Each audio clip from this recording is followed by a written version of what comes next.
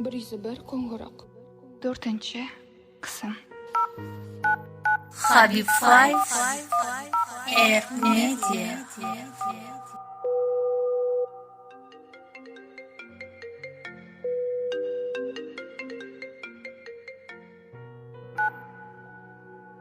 Assalomu alaykum Umid opa, yaxshimisiz?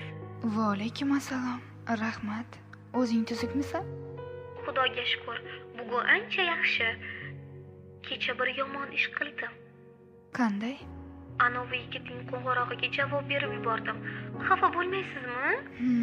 Aytgandim-ku unga javob berma deb. Iltimos, xafa bo'lmang. Bilasizmi?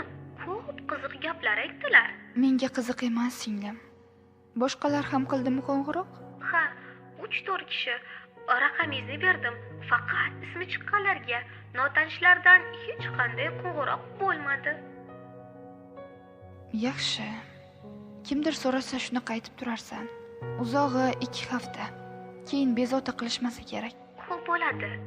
Lekin bir narsaga tushuna olmayapman. Nimaga? Siz aytgandingiz, faqat ismi borlarga berasan raqamimni deb. Anovi yigitning ismi ham kiritilgan ekan-ku. Rosa kuldim. Bahrom shilqim deganini o'qib. Javob berib yubormaslik uchun yozib qo'ygandim. Menimcha, u sizga uylanmoqchi. Rejalarini aytib berdi. Senga aytdimi? Begona odamga shaxsiy narsalarni gapirarkanmi? Men indamay eshitib turgandim. Siz deb o'yladilar. Keyin xafa bo'lib qoldilar siz emasligimni bilib.